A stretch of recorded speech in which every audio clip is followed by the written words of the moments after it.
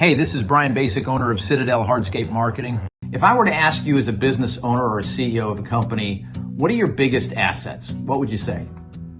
You may say your people are, your technology, your processes, might be your buildings, your trucks, your equipment. But have you considered your digital assets?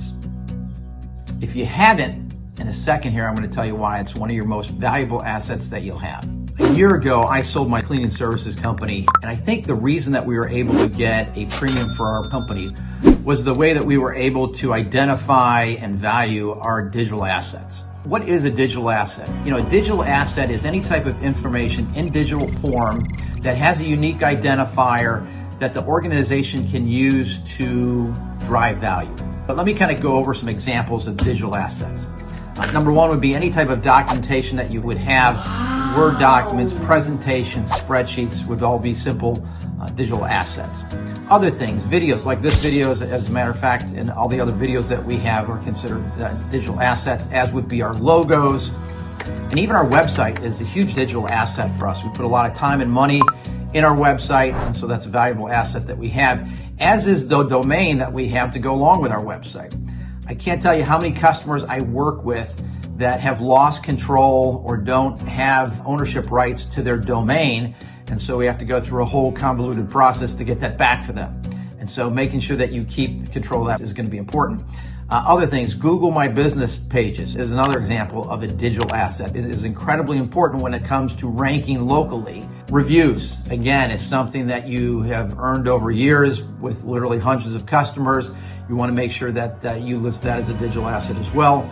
Mailing lists, your mailing list for your customers. If they bought from you in the past, certainly they're more prone to buy from you in the future. And so being able to utilize a mailing list is very important, and having access to that is key as well.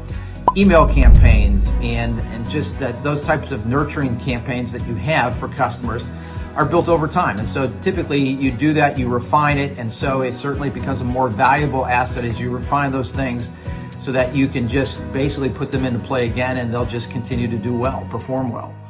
Other things, your Facebook and Google ads. Again, when I ran my company, we did a lot of Google ads, and we refined that over the first couple years we were doing it, and it got to be really good. And so we would turn it on and off as needed, but those ads that we built over those years were very important, and so those would be considered really key digital assets. Your QuickBooks, obviously your accounting platform, and all your data associated with that is a digital asset. As is, if you have a CRM system, all the information that you have in a CRM system, name, address, text messages, proposals, email messages, all those kind of things are critically important with respect to being a digital asset. And so these are just a list of some of the more common ones that are out there. And so now that you have an idea of what they are, now you've got to understand, how do I protect these? And so let me give you some ideas of how to protect digital assets. Number one is go through what we just did, which is list all your digital assets and assign a value to them. Doesn't need to be a monetary value, just the A, B, and C kind of thing, A being the most valuable thing. And so go through the list that we just did. You may have some other ones as well, and identify where they would be in A, B, and C.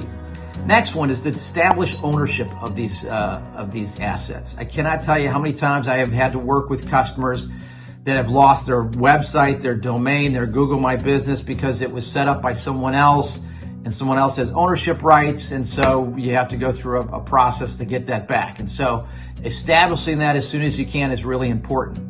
The next thing is really to limit the access to these assets. You want to go ahead and do that. You don't want to give ownership rights to these things away. You can do a delegate authority, you can do an admin authority, but you really want to keep the ownership and keep control of that. Make sure you change that as people come in and out of your organization.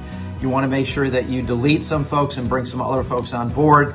Again, I work with a lot of customers that have old history there that is not good because they didn't keep track of who had access and they lost access to their assets, and that was not a good thing. Next thing is make sure you register ownership where necessary. So if you've got copyright stuff, you do that as well, but you do what you need to do to register these assets, whether it's GoDaddy or whatever. Make sure that you've gone through the right processes in order to make that happen.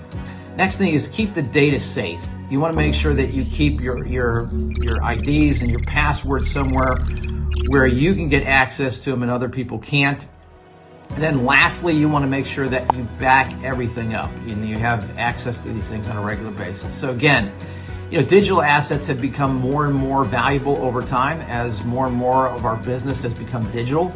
And so it's really incumbent upon CEOs and business owners to understand what their digital assets are, protect them, and then leverage them the best they can.